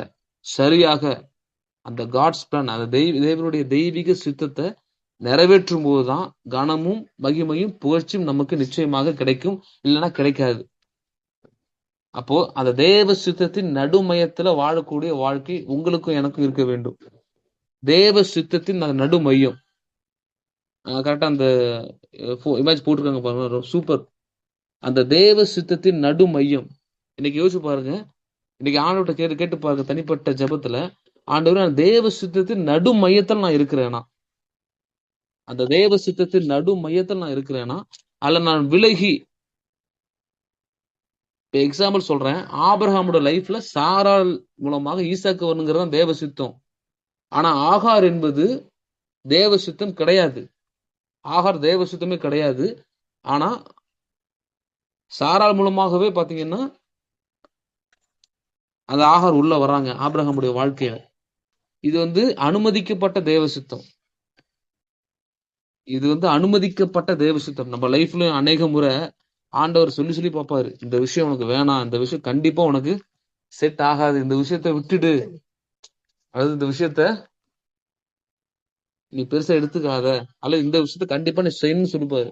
ஆனா நம்ம என்ன பண்ணுவோம், அநேக முறை நம்ம சூழ்நிலைகளையும் மற்ற காரியங்களையும் பார்த்து பார்த்து தேவ சித்தத்தை தவறி விடுவோம். ஆனா ஒரே ஒரு விஷயம், ஒரு நல்ல ஒரு குட் நியூஸ் என்னன்னா, தேவ சித்தத்தை நம்ம இழக்கலாம், ஆனா தேவ சித்தம் நம்ம இழப்பதற்கு ஆயத்தமாக இல்லை. தேவ சித்தத்தை நம்ம தவறலாம், ஆனால் தேவ சித்தம் நம்ம இழப்பதற்கு தயாராக இல்லை. அதனாலதான் ஏன்னா தேவ சித்தத்துக்குள்ள தேவனுடைய கிருபை இருக்கு. தேவனுடைய கிருபை இருக்கிறதுனால அந்த தேவ சித்தம் நம்மை அப்ப எவ்வளவு முறை வழி மாறி போனாலும் கரெக்டா திரும்ப அந்த டிவைன் பிளான் பார்த்தீங்கன்னா திரும்ப நம்மளை கொண்டு வருகிறது. ஏன்னா தேவ சித்தத்துக்குள்ள தேவனுடைய கிருபை, தேவனுடைய இந்த தெய்வீக அன்பு, அந்த அன்கண்டிஷனல் லவ் எல்லாமே அது ஒரு பேக்கேஜ். காட்ஸ் பிளான் ஒரு பேக்கேஜ். அப்போ தேவ சித்தத்துக்கு நம்ம சரியாக இடம் கொடுக்கணும். இன்னைக்கு அநேகருடைய வாழ்க்கையில பாத்தீங்க அப்படின்னா ஆண்டவர் சொல்லியிருப்பாரு, தேவ சித்தத்தை சொல்லியிருப்பாரு, தேவ சித்தம் எல்லாமே தெரியும். ஆனா தெரிந்தும் அவங்க என்ன பண்ண மாட்டாங்க, தேவ சித்தத்துக்கு இடம் கொடுக்க மாட்டாங்க. அநேகருடைய வாழ்க்கையில புலம்பு இருக்கு. அநேக வாழ்க்கையில அநேகர் புலம்புவதை நான் கேள்விப்பட்டிருக்கிறேன். என்ன அப்படின்னா, நான் ஆண்டவர்தான் தேடுறேன், எனக்கே இந்த பிரச்சனை, எனக்கே இந்த விஷயத்துல மாற்றமே இல்லை. அல்லது சில பேர் திருமணம் பண்ணிருப்பாங்க, அதுல சில சமாதான குறைவுகள், பெரிய பிரச்சனைகள், பெரிய விளைவுகள், சில சமயம் ரொம்ப ஒரு பெரிய ஒரு போராட்டத்துல வாழ்ந்திருப்பாங்க. காரணம் என்ன அப்படின்னா, ஆண்டவர் வேணான்னு சொல்லியும் தேவ சித்தத்தை தெளிவா வெளிப்படுத்தியும் வலுக்கட்டாயமா சில விஷயங்களுக்கு இடம் கொடுக்கும் போது அநேகருடைய வாழ்க்கையில சமாதானம் போகுது, சந்தோஷம் போகுது, தேவனோட உள்ள ஐக்கியமே போகுது. அநேகர் பின்மாற்றத்திற்கு நேராகவே போயிருக்கிறாங்க. தேவ சித்தத்தை மாத்திரம் நம்ம ஒருபோதும் சாதாரணமாக எடுக்கக்கூடாது. அப்போ நம்ம லைஃப்ல நம்ம சரியாகத்தான் போகிறோமா, நம்மை நாமே ஆராய்ந்து பார்த்தால் நாம் நியாயந்திருக்கப்படும். நம்மை நாமே நியாயந்திருத்து பார்த்தால், மத்தவங்க நம்ம நியாயந்திருக்கிறதுக்கு முன்பதாக நம்மை நாமே நியாயந்தீர்த்தா நம்ம நியாயத்தீர்ப்புக்கு நம்ம தப்பித்துக் கொள்வோம். அப்போ டூ காட்ஸ் பிளான். இந்த ரூத்தின் சரித்திரத்தை பாருங்களேன். நகோமியுடைய அந்த அந்த குடும்பம், ரூத்துடைய அந்த மாமியார், அந்த குடும்பம் பாருங்க. பெத்லகேம் அப்படின்னா அப்பத்தின் வீடு. பஞ்சம் வந்தப்ப அந்த குடும்பம் மட்டும் தான் போனதாக சரித்திரத்துல இருக்கு. அப்பத்தின் வீடுல, பெத்லகேம் அப்படின்னா அப்பத்தின் வீடு. அங்க இருக்கிற அநேகர் மோவாப் தேசத்திற்கோ வேற தேசத்திற்கோ போனதாக இல்ல. ஆனா இவங்க தேவ சித்தத்தை மீறி அங்க போனாங்க பாருங்களேன்.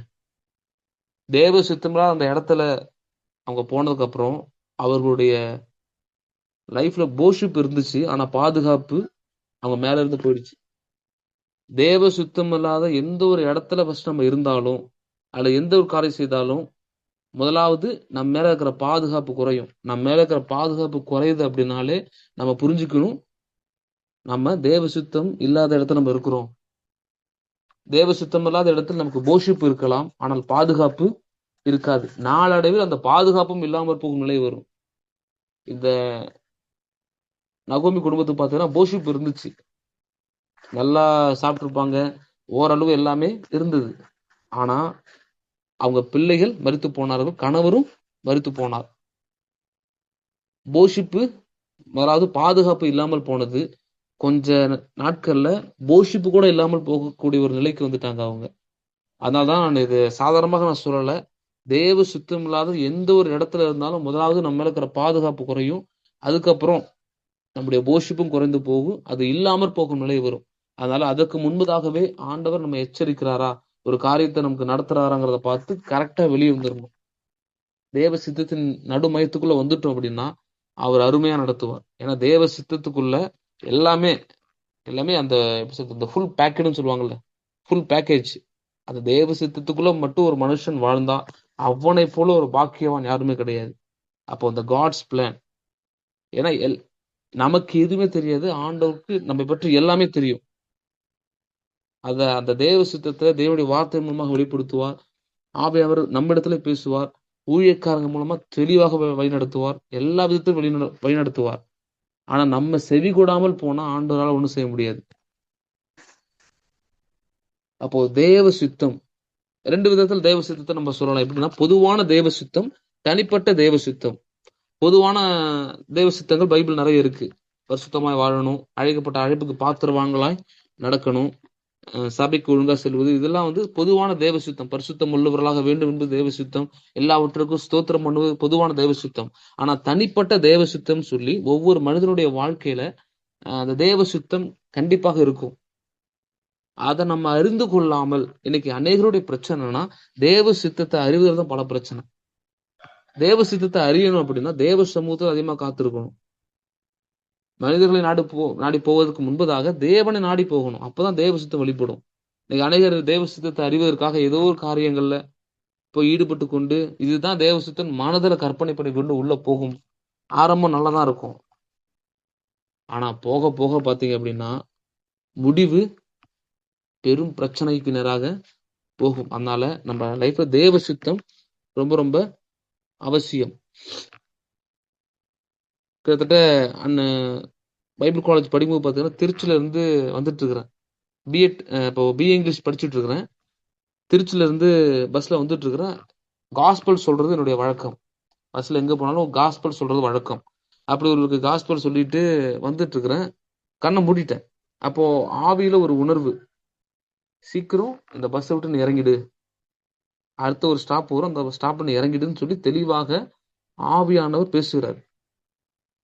ஆனா அது வந்து சில பேர் மிஞ்சின நீதிமானா இருப்பாங்க பார்த்துருக்கீங்களா?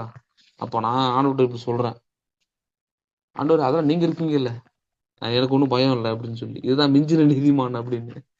நீங்க இருக்கீங்க, நீங்க பாத்துக்கீங்கன்னு சொல்லி விட்டுட்டேன். கரெக்டா அந்த குறிப்பிட்ட ஆக்சிடென்ட் ஆன அந்த டைம் வரும்போது பாத்தீங்கன்னா உள்ள ஒரு சத்தம், எனக்கு ஆண்டவர் அழைத்த போது கொடுத்த வாக்குத்தத்தம், பயப்படாது நான் உடனே கூட இருக்கிறேன். அது எப்படின்னா உள்ளுக்குள்ள பாத்தீங்கன்னா ஒரு ஒரு சத்தம் எனக்குள்ள ஓடிட்டே இருக்கு. திடீர்னு முழிப்பு வந்துச்சு. முழிப்பு வந்து பார்த்தா ஒரு லாரி வந்து பஸ் கிட்டக வந்து அப்படியே அடியில அடித்த வேகத்துல பாத்தீங்கன்னா பஸ் அப்படியே இந்த பக்கம் லெஃப்ட் சைடு அப்படியே கவுந்துருச்சு. ஆனா இன்னொரு நல்ல ஒரு ஆசீர்வாதமான ஒரு காரியம் என்ன அப்படின்னா, அந்த லாரி கிட்ட வரத உடனே பார்த்துட்டு நான் கம்பியை பிடிச்சி வந்துருச்சு. நான் லாஸ்ட் சீட் உட்காந்துருக்கிறேன். கம்பியை பிடிச்சிட்டேன். அப்படி கீழே சாயும்போது பாத்தீங்கன்னா ஒரு மரம் இருந்துச்சு. அந்த திருச்சி பக்கம், திருச்சி டு அரியலூர் ரோட்ல பாத்தீங்கன்னா நிறைய மரங்கள் இருக்கு. அந்த மரங்கள்ல சாய்ந்ததுனால எந்த ஒரு அடியில காலில் மட்டும் சின்னதா ஒரு அடி, அது கூட நைட்டே சரியாயிடுச்சு. ஆனா அநேகருக்கு பாத்தீங்கன்னா ரத்தம், அநேகருக்கு பலவீனங்கள். அப்பதான் நான் யோசிச்சேன், ஆண்டவர் சித்தத்துக்கு நம்ம இடம் கொடுக்கல அப்படின்னா கண்டிப்பாக ஒரு வசனம் இருக்குல்ல, மட்டாய் தண்டிப்பார் அப்படின்னு. நம்மள முழுசா தண்டிக்கிறதுக்கு அவர் மனசு கிடையாது. அதனாலதான் மட்டாய், அதாவது கொஞ்சமாவது தண்டிச்சிருவாருங்கிற மாதிரி வசனம் இருக்கு.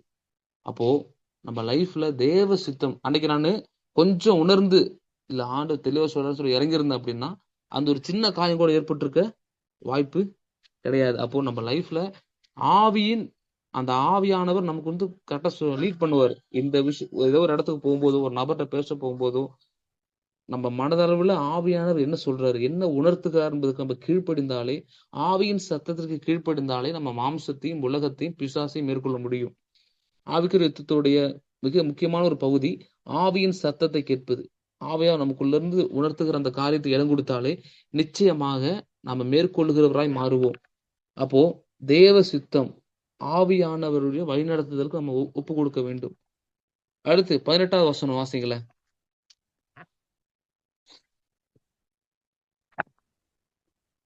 துன்மார்க்கத்திற்கு ஏதுவான மதுபான வெறி கொள்ளாமல் ஆவியினால் நிறைந்து. இங்க பாக்குறோம், துன்மார்க்கத்திற்கு ஏதுவான மதுபான வெறி கொள்ளாமல் ஆவியினால் நிறைந்து. இங்க பாக்குறோம், பரிசுத்த ஆவியினால் நிறைந்திருங்கள். இங்க பவுல் சொல்றாரு, துன்மார்க்கத்திற்கு ஏதுவான மதுபான வெறி கொள்ளாமல். இப்போ நம்ம நீதிமானாய் மாற்றப்பட்டிருக்கோம். நமக்குள்ள பரிசுத்த ஆவியின் அபிஷேகத்தை தேவன் அளவில்லாமல் நமக்கு கொடுத்திருக்கிறார். நம்ம என்ன பண்ணணும், ஆவியானவருக்குள் ஆவியானவரின் அபிஷேகத்துல நம்ம நிறைந்திருக்க வேண்டும். எந்த அளவுக்கு பரிசுத்த ஆவியானவரால் நிரப்பப்பட்டிருக்கிறோமோ அந்த அளவுக்கு நமக்குள்ள உள்ளான மனுஷன்ல ஒரு தெய்வீக பலன் நம்முடைய வாழ்வில் காணப்படும். அந்த பலன் இருந்துச்சு அப்படின்னா நிச்சயமாக நம்ம அனைத்தையும் மேற்கொண்டு ஜெயிக்க முடியும். இன்னைக்கு பாருங்க, ஆவியானவரை பற்றி அநேக விதமான போதனைகள். இது இப்ப ஆரம்பிச்சது இல்ல, முன்னாடியே ஆரம்பிச்சிருச்சு. பெந்தோஸ்தே நாள்ல ஊற்றப்பட்ட போதே ஆவியானவரை பற்றியும் அந்நிய பாஷையை பற்றியும் தர்க்கம் உண்டானது இன்னைக்கு வரைக்கும் ஓயல. ஏன்னா பிசாசுக்கு நல்லா தெரியும், பிசாச வந்து ஒரு சின்ன விஷயத்தை குறித்தெல்லாம் அவன் கவலைப்படுறதை விட எது தேவனுடைய வல்லமை வெளிப்படுத்துமோ, எது ஒரு ஸ்பெஷல், அது மேலதான் கையை வைப்பான். இப்போ எப்படி சொல்றதுன்னா, தேவனுடைய பிள்ளைகள் எல்லாருடைய வாழ்க்கையிலும் பிசாசு ரொம்ப போட்டு அடிப்பங்கிறத விட யார் தேவனுக்காக நிறைய செயல்பட போறாங்களோ அவங்கள பிசாசு எப்படியாவது நிறுத்த பார்ப்பான், கண்ட்ரோல் பண்ண பார்ப்பான். இன்னைக்கு அப்படிதான் ஆவியானவர் தேவ ராஜ்யத்தை கட்டுகிறார், மனிதன் நம்மை கொண்டு கட்டுகிறாங்கிறது பிசாசுக்கு நல்லாவே தெரியும். நம்ம சுயபலத்தால கட்டுறது இல்ல, தேவ பலனால தேவ ஆவியானவர் ஒரு மனிதனை கொண்டு ஊழியத்தை செய்ய ஆரம்பித்தா அது மகிமையாக இருக்கும். ஏன்னா ஊழியங்கிறது நம்ம செய்வதில்லை, நமக்குள்ள இருந்து நம்முடைய தேவன் செய்வது. அப்போ நம்ம இடம் கொடுத்துடக்கூடாது, நம்ம ஆவியானவருக்கு இடம் கொடுத்துடக்கூடாதுங்கிறதுக்காக தான் பிசாசு இன்னும் போராடிட்டு இருக்கிறான். இன்னும் சில பேருக்கு அபிஷேகத்தை பத்தி 30 வருஷம் விசுவாசியா இருப்பாங்க, ஆனா அபிஷேகத்தை பற்றி ஒரு தெளிவு இல்லாம இருப்பாங்க. சில சபைகள் போயிருக்கிறேன், ஆண்டவர் கிருபையில அநேக சபைகள் ஆண்டவர் கிருபையை நடத்தும் போது சிலருக்குள்ள வந்து பாத்தீங்கன்னா அந்நிய பாஷை மேல அவ்வளவு வெறுப்பு, ஆவியானவர் மேல அவ்வளவு வெறுப்பு. இது எல்லாமே பிசாசினுடைய தந்திரங்கள். அப்போ நம்ம சத்தியத்தை தெளிவா அறிந்து கொள்ளணும். நம்ம ஆவியினால எப்பொழுதும் நிறைந்திருக்கணும். அந்த பரிசுத்த ஆவியானவரால் நம்ம நிரப்பப்பட நம்ம சகலத்தையும் அறிந்தவர்களாய் மாறுவோம். ஏன்னா வசனம் சொல்லுது, அந்த அபிஷேகம் சகலவற்றையும் குறித்து உங்களுக்கு போதிக்கும், அது சத்தியமா இருக்கிறது, அது பொய் அல்ல. ஆனா இது அநேகருக்கு தெரிவதில்லை. அப்போ தெய்வீக ஞானத்தால பரிசுத்த ஆவியானவர் நம்ம நிரப்புவார். ஆவியானவர் கரெக்டா நம்மளை லீட் பண்ணுவார். நம்ம ஆவியானவரால் நிரப்பப்படணும். அநேக பேர் அந்த உலகத்தால மாம்சத்தால மற்றவர்களால் நம்ம நிரப்பப்பட நம்ம வாஞ்சிக்கிறோம். இல்ல, இந்த அறிவினால இந்த உலக காரியங்களால் நிரப்பப்பட அது ஒரு குப்பை. ஆனா ஆவியானவரால் நிரப்பப்பட அந்த அக்கினி நமக்குள்ள இறங்க இறங்க ஆட்டோமேட்டிக்கா பாவ கிரியைகள், அசுத்த எண்ணங்கள், உலக காரியங்கள் எல்லாவற்றிலும் நம்மை விடுவித்து நம்மை பரிசுத்த பாதையில நித்தமும் நடத்துவார். அதனாலதான் பவுல் சொல்றாருங்க, ஆவியிலே நிறைந்திருங்கள், ஆவியானவரில் நிறைந்திருங்கள். அப்போ ஆவியானவரோடு நமக்கு தனிப்பட்ட ஐக்கியம் ரொம்ப ரொம்ப அவசியம். அந்த ஐக்கியத்தை நம்ம அதிகப்படுத்தி கொண்டே இருக்கணுமே தவிர ஒரு நாளும் குறைந்து போகக்கூடாது. அந்த ஐக்கியத்தை நம்ம அதிகமா வளர வேண்டும். அடுத்து 19 வசனத்துல நம்ம பார்க்கிறோம், சங்கீதங்களினாலும் கீர்த்தனைகளினாலும் ஞான பாட்டுகளினாலும் ஒருவருக்கொருவர் புத்தி சொல்லிக் கொண்டு உங்கள் இருதயத்தில் கர்த்தரை பாடி கீர்த்தனம் பண்ணி. அடுத்து ஒரு ஆலோசனை என்ன அப்படின்னா 19 வசனத்துல நம்ம பார்க்கிறோம், ஒருவருக்கொருவர் புத்தி சொல்லுங்கள். நம்ம ரட்சிக்கப்பட்ட தேவனுடைய சபையில ஒருவருக்கொருவர் புத்தி சொல்வதற்கு நம்ம ஆயத்தமாக இருக்கணும். நான் நேற்றைய தினத்தை சொன்னேன், அநேகர் பின்வாங்கி போகிறார்கள் அப்படின்னு. பின்வாங்கி போகாம அநேகர் சோர்ந்து போயிருக்கிறாங்க அப்படின்னா அவங்களுக்கு நம்ம தான் புத்தி சொல்லணும். புத்தி சொல்லி தேற்றுவதற்காகத்தான் நீங்களும் நானும் அழைக்கப்பட்டோம். இன்னொரு இடத்துல இருக்கு, ஒருவருக்கொருவர் பக்தி விருத்தி உண்டாகும்படி செய்யுங்கள், ஒருவரை ஒருவர் அனல் மூட்டுங்கள். ஏன்னா நம்ம இப்ப எக்ஸாம்பிள் பாருங்களேன், ஒரு ஒரு அடுப்புல வந்து விறகு ஒரு 10 விறகு போறோம்னு வச்சுக்கோங்களேன். அதுல எல்லா விறகும் நல்லா எரியாது. ஒரு 5 விறகு எரியும் நல்லா. அல்லது ஒரு 6 விறகு நல்லா எரியும். ஒரு 4 விறகு பார்த்தீங்கன்னா கொஞ்சமா எரிந்து, இன்னொரு விறகு வந்து கொஞ்சம் கொஞ்சமா அந்த ஒரு அக்கினியை பெற்றுக்கொண்டு கொஞ்சம் கொஞ்சமா எரியும். ஆனா, நம்ம கரெக்ட்டா ஃபுல்லா அத இணைச்சு, நல்லா நம்ம அத கொஞ்சம் ஊதி விட்டோம் அப்படின்னா, கண்டிப்பா எல்லாமே பற்றி எரியும். அப்போ இன்னைக்கு தேவனுடைய சபையில ஆவியில ரொம்ப அனலா இருக்கிறவங்க நெறைய பேர் இருப்பாங்க. ஆவியில அனல் குறைந்தவர்கள் ஒரு பக்கம் இருப்பாங்க. அப்போ என்ன பண்ணணும்? ஆவியில் அனல் உள்ளவர்கள், ஆவியில் அனலற்றவர்களை சேர்ந்து என்ன பண்ணணும்? பக்தி விருத்தி உண்டாக்க உண்டாக்க, இந்த அனல் அவர்களை தொட நிச்சயமாக தேவனுடைய சபை அனலுள்ள சபையாக இருக்கும். ஆண்டவர் அனலா இருப்பதை ரொம்ப விரும்புகிறார். ஆவியில் அனலா இருங்கள். அனலுமின்றி குளிருமின்றி நம்ம இருக்கும்போது அது தேவன் வந்து வாந்தி பண்ணி போடுவார்னு இருக்கு.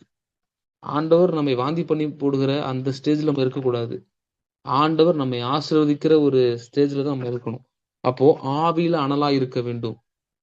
ஒருவருக்கொருவர் புத்தி சொல்ல வேண்டும். நம்ம தேவனுடைய சபையில இருந்து கொண்டே இன்னைக்கு பாத்தீங்கன்னா யார்ட்டையும் பேசுறதுக்கு சில பேர் பயப்படுவாங்க. இவங்கள்ட்ட எப்படி பேசுறது, அவங்கள்ட்ட எப்படி பேசுறது. அது எல்லாருமே தவறானவர்கள் அல்ல, எல்லாருமே சரியானவர்கள் அல்ல, எல்லாருமே குறைவு உள்ளவர்கள் என்பதை நம்ம மாத்திரம் நம்ம மைண்ட்ல வச்சுக்கணும். கிறிஸ்துவுக்குள் நம்ம எல்லாரையும் பார்த்தோம் அப்படின்னா நமக்கு எதுவுமே பெருசா தெரியாது. நம்ம ஒரு மாம்ச கண்களால், அதாவது எப்படி சொல்றதுன்னா இந்த உலக பிரகாரமா உலக பிரமாணத்தின்படி பார்க்கும்போது நிச்சயமா எல்லாமே தப்பா தெரியும். ஆனா கிறிஸ்துவுக்குள்ளான நம்முடைய பார்வை இருந்துச்சு அப்படின்னா, ஒருத்தர் நம்ம காயப்படுத்தினாலோ தவறா பேசினாலோ அது நமக்கு பெருசாவே தெரியாது. இதெல்லாம் என்னப்பா சாதாரண விஷயம்னு சொல்லிட்டு நம்ம கடந்து போயிட்டே போவோம். அந்த ஒரு மெச்சூரிட்டிக்கு தான் ஆண்டவர் நம்மை அழைத்திருக்கிறார். அப்போ ஒருவருக்கொருவர் புத்தி சொல்ல வேண்டும். இன்னைக்கு ஒருவர் உயர்ந்திருக்காங்க அப்படின்னா அவங்களுக்கு யாராவது ஒரு தலைவர் அல்லது யாராவது ஒருவர் வந்து உற்சாகம் மூட்டி கொண்டு இருந்திருப்பாங்க. இப்போ பவுல் புதிய ஏற்பாட்டுல ஒரு மாபெரும் அப்போஸ்தலனா மாறுவதற்கு ஒரு தூண்டுகோலா இருந்தது யாருன்னா பர்னபா. அவர் தான் அறிமுகப்படுத்தி, அவர் தான் அங்கீகரித்து நிறைய பவுலுக்கு உதவி செஞ்சிருக்கிறாரு. அதே போல ஒவ்வொரு ஒரு தேவ மனுஷனுக்கும் ஏதோ ஒரு இன்ஸ்பிரேஷன் புத்தி சொல்லி, அப்பா இது தப்பு, இது சரி, இந்த விஷயத்துல போ, இப்படி சொல்லக்கூடிய ஆட்களை சம்பாதிக்கிறது மிகப்பெரிய ஒரு பாக்கியம். ஏன்னா உண்மையாகவே தேவனுடைய கிறிஸ்துவின் அன்பால் நிரப்பப்பட்டு நம்ம அக்கறை உள்ளவர்களால மட்டும்தான் இந்த மாதிரி புத்தி சொல்ல முடியும். அப்போ புத்தி சொல்வதற்கான ஆட்கள் நம்ம சம்பாதிக்கணும் சபையில. சிலருக்குள்ள அந்த ஒரு புத்தி சொல்லுகிற கிருபை இருக்கும். ஏன்னா புத்தி சொல்லுதல் ஒரு வரமாவும் ஒரு கிருபையாவும் இருக்கு. அப்போ அந்த புத்தி சொல்லுகிற கிருபை உள்ளவர்களை தேர்ந்தெடுத்து ஊழியத்தை சிறப்பா செய்யும் போது நிச்சயமாக பின்மாற்றங்கள் தவிர்க்கப்படும், பிரச்சனைகள் மாறும், ஆட்டோமேட்டிக்கா பக்தி விருத்திக்கு நேராக சபை வளரும். அடுத்து கடைசியாக 20ஆம் வசனத்துல பார்க்கிறோம். 20ஆம் வசனத்தை வாசிங்களேன். நம்முடைய கர்த்தராகிய இயேசு கிறிஸ்துவின் நாமத்தினாலே எப்பொழுதும் எல்லாவற்றிற்காகவும் பிதாவாகிய தேவனை ஸ்தோத்தரித்து 21ஆம் வசனத்துல பார்க்கிறோம், தெய்வ பயத்தோட ஒருவருக்கொருவர் கீழ்ப்படிந்திருங்கள். இங்க பார்க்கிறோம், எப்பொழுதும் எல்லாவற்றிற்காகவும் தேவனை ஸ்தோத்தரிக்க வேண்டும். ஆண்டவர் நமக்கு கொடுக்கிற கடைசி ஒரு ஆலோசனை என்ன அப்படின்னா, எப்பொழுதும் எல்லாவற்றிற்காகவும் தேவனை ஸ்தோத்தரிக்க வேண்டும். அநேக முறை நம்ம வாயில ஸ்தோத்திரம் இருப்பது இல்லை. யோபு சொல்றார்ல, கர்த்தர் கொடுத்தார், கர்த்தர் எடுத்தார், கர்த்தருடைய நாமத்துக்கு ஸ்தோத்திரம். அப்போ யோபுக்கு வந்து பொருட்கள் மேலயோ இந்த மேல இருக்கிற கண்ணை விட கர்த்தர் மேலதான் கண் அதிகமா இருந்துச்சு. ஏன்னா அதனாலதான் புதிய ஏற்பாட்டுல பவுல் எழுதுறாரு, நமக்கு ஏன் அதிகமா நம்ம ஏன் சோர்ந்து போகக்கூடாது, சோர்ந்து போவது இல்லை அப்படின்னா, காணப்படுகிற அநித்தியமானவைகள், இப்ப காணப்படுற உலகமோ இந்த ஆசீர்வாதங்களோ எதுவுமே நிரந்தரம் கிடையாது. ஆனா காணப்படாத பரலோகம் நித்தியமானது.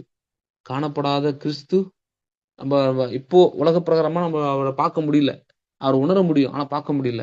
ஆனா அவர் நித்தியமானவர்.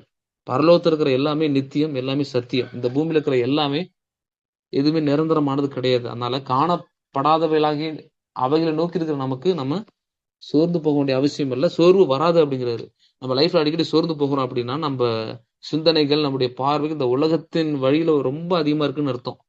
அடிக்கடி ஒரு மனுஷன் சோர்ந்து போகிறாரு, ஒரு தேவ ஊழியனா இருக்கட்டும், ஒரு விசுவாசியா இருக்கட்டும் அப்படின்னா அவங்களுடைய பார்வை உலகத்தின் பாதையில தன்னுடைய சூழ்நிலைகளவே பார்த்து கொண்டிருக்கிறாருன்னு அர்த்தம். ஆனா எந்த ஒரு தேவ மனுஷன், தேவனுடைய விசுவாசி தேவனை நோக்கி பார்க்கிறாங்களோ, தேவ சமூகத்தை நோக்கி பார்க்கிறாங்களோ, அவங்க நிச்சயமாக அழுகையின் பள்ளத்தாக்க ஆசீர்வாதமான பள்ளத்தாக்காய் மாற்றுவார்கள். ஆமா, இன்னைக்கு அநேகர் அழுகையின் பள்ளத்தாக்கள் இருக்கிறத பார்க்க முடியுது. ஆனா அழுகையின் பள்ளத்தாக்கை உருவ நடந்து ஆசீர்வாதமான பள்ளத்தாக்காய் மாற்ற விரும்புகிறார். அநேக முறை நம்ம ரட்சிக்கப்பட்டு நம்ம என்ன நினைப்போம், இந்த பள்ளத்தாக்கு ஆண்டவர் அப்படி உடனே மாத்திட்டா என்ன, இந்த விஷயத்த உடனே மாத்திட்டா என்னன்னு நம்ம நினைப்போம். ஆனா ஆண்டவர் சொல்லுவாரு, அதை நீ உருவ நடந்து போ, அந்த அழுகையின் பள்ளத்தாக்க நீ உருவ நடந்து போ. அப்போதான் உனக்கு அந்த அழுகையின் பள்ளத்தாக்குடைய வலி வேதனைகள் தெரியும். ஏன்னா நான் போன பாதை அதுதான். இன்னைக்கு ஒருவேளை உங்களை உபத்திரவத்தின் பாதையில ஆண்டவர் நடத்துறாருன்னா சோர்ந்தே போகாதீங்க. உபத்திரவத்தின் பாதையில உங்களை நடத்துறாரு, உங்களை யாருமே புரிஞ்சுக்கலாம், கவலையப்படாதீங்க. நீங்க தேவ சித்தத்தின் நடுமையத்துல இருக்கீங்க. ஏன்னா அவர் உபத்திரவத்தின் பாதையில தான் அவர் நடந்து போனார். நீங்க நல்லா உங்க கண்களை நீங்க ஏறெடுத்து பாருங்க. நீங்க நடந்த பாதை கிறிஸ்து நடந்த பாதை. அந்த பாதையில நம்ம சரியா போகிறோம். நம்ம நினைக்கிறோம் உடனே மாத்திரக்கூடாது இந்த விஷயத்த அப்படின்னு. இல்ல, அந்த பள்ளத்தாக்கை உருவ நடந்து நடந்து அதை நீருற்றாக்கி கொள்ளுகிறார்கள். நீருற்று ஆசீர்வாதத்துக்கு அடையாளம். ஒருவேளை இன்னைக்கு நீங்க உபத்திரத்தின் பாதையில போகலாம். அது ப்ராஃபட்டிக்காவே சொல்றேன். உபத்திரத்தின் பாதையில, வேதனையின் பாதையில போகலாம். ஒரு நாள் இந்த அழுகின் பள்ளத்தாக்கு ஆசீர்வாதமான நீருற்றாய் மாறும். நீருற்றுங்கிறது தேவனுடைய ஆசீர்வாதத்துக்கு ஒரு ஒப்பனையான ஒரு காரியம். அதனால இன்னைக்கு நம்ம போகிற வனாந்திரம் வயல்வெளியாய் மாறுவது நிச்சயம். அதுக்கு நம்ம என்ன பண்ணணும்னா எப்போதும் ஸ்தோத்திரம். அதுக்கு பெஸ்ட் எக்ஸாம்பிள் தாவீது தான். அதாவது புகழ்ந்தாலும் பாட்டு, சில பழித்தாலும் பாட்டு, வனாந்தரத்திலையும் பாட்டு, வாழ்வு ரொம்ப சிங்காசனத்துல இருந்த போதும் பாட்டு. அதுதாங்க ஆண்டவர் விரும்புறாரு. நம்ம லைஃப்ல எந்த நிலைமை வந்தாலும் சரி, எப்பவுமே தேவனை பாடி, எப்பவுமே தேவனை ஸ்தோத்திரம் பண்ணி நன்றி செலுத்துகிற ஒரு இருதயம். அந்த நன்றி நிறைந்த இருதயம் இருந்துச்சு அப்படின்னு வச்சுக்கோங்களேன், நம்மளால எதையும் மேற்கொள்ள முடியும்.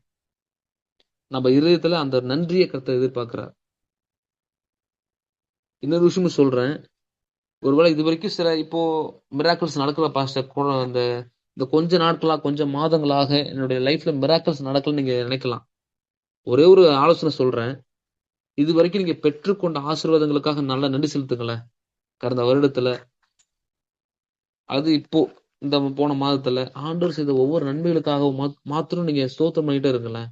ஆட்டோமேட்டிக்கா அடுத்த ஆசீர்வாதத்துக்கான அஸ்திபாரத்தை கர்த்தர் போட்டுருவாரு. சீக்கிரம் தேவனுடைய பிரசன்னம், தேவனுடைய மகிமை வெளிப்படும்.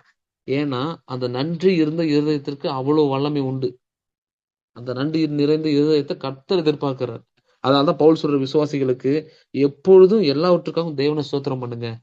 உபத்திரம் வந்தாலும் சரி, பாடுகள் வந்தாலும் சரி, நெருக்கங்கள் வந்தாலும் சரி, சில பேர் உங்களை பொய்யாக குற்றஞ்சாட்டினாலும் சரி, நீங்க ஸ்தோத்திரம் பண்ணுங்க. நீங்க எதுவும் என்ன பண்ணாதீங்க, கோவப்பட வேணாம். கிறிஸ்துவுக்குள் உங்களை பலப்படுத்திக் கொண்டே இருங்க அப்படின்னு சொல்றாரு. அப்போ நம்ம எப்பொழுதும் தேவனை ஸ்தோத்திரிக்கணும். அடுத்து பார்க்குறோம், கீழ்ப்படுதல் உள்ளவர்களா இருக்கணும். கடைசியா அது ஒரு டாபிக், அது ஒரு பெரிய டாபிக்கா போகணுங்கிறனால நான் அதை முழுசா எடுக்கல. கீழ்ப்படுதல் உள்ளவர்களா இருக்கணும். நம்ம லைஃப்ல ஒருவருக்கொருவர் கீழ்ப்படிந்து கொண்டு, கணவனா இருக்கட்டும் மனைவியா இருக்கட்டும், கீழ்ப்படிந்து கொண்டு அன்பு காட்டி புரிந்து கொண்டு வாழ்ந்தா நிச்சயமாக நம்முடைய சபை ஆசீர்வாதமான ஒரு சபையாய் மாறும். எல்லாருமே நம்ம ஆசீர்வாதமான நபராய் மாறுவோம். ஏன்னா ஆண்டவர் நம்மை அழைத்த போது நம்ம ஆசீர்வதிக்கப்பட மட்டும் அழைக்கப்படவில்லை, ஆசீர்வாதமா இருக்கும்படிதான் ஆண்டவர் உங்களை என்னை தேர்ந்தெடுத்திருக்கிறார். அதனால இன்னைக்கு ஒரு 5 காரியங்களை நம்ம பார்த்தோம். அதுல ஒரு 6 காரியங்களாவே பார்த்தோம். அதை நான் ஷார்ட் அண்ட் ஸ்வீட்டா முடிச்சுட்டேன். ஞானமுள்ளவர்களாய் நடக்கணும் இன்னைக்கு பார்த்தோம். அடுத்து ஞானமுள்ளவர்களாய் நடக்கணும். தேவ சித்தத்தை உணர்ந்து கொள்ள வேண்டும். ஆவியில நிறைந்திருக்க வேண்டும். ஒருவருக்கொருவர் புத்தி சொல்ல வேண்டும். எப்பொழுதும் எல்லாவற்றிற்காகவும் தேவனை ஸ்தோத்திரிக்க வேண்டும். ஒருவருக்கொருவர் கீழ்ப்படிந்திருக்க வேண்டும். ஒரு 6 காரியங்கள் நம்ம இன்னைக்கு பார்த்தோம். இந்த மொத்தம் 11 விதமான ஆலோசனைகள் இருக்கு. நல்லா நிறைய நம்ம ஆராய்ந்து பார்த்தோம்னா ஒரு 14-15 ஆலோசனைகள் வருது. ஆனா மொத்தமா சேர்த்து ஒரு ஃபுல் பேக்கேஜ் தான் இன்னைக்கு நம்ம தெய்வீக ஆலோசனைகள் இந்த தலைப்புல நம்ம இன்னைக்கு பார்த்தோம். அப்போ தேவனை பிரியமாய் பின்பற்ற வேண்டும். முதலாவது அன்பிலே நடந்து கொள்ள வேண்டும். பரிசுத்த ஜீவியத்தை நம்ம காத்துக்கொள்ளணும். எச்சரிக்கையாக இருக்கணும்.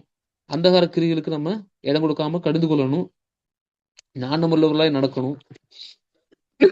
தேவ சித்தத்தை உணர்ந்து கொள்ள வேண்டும். ஆவியில்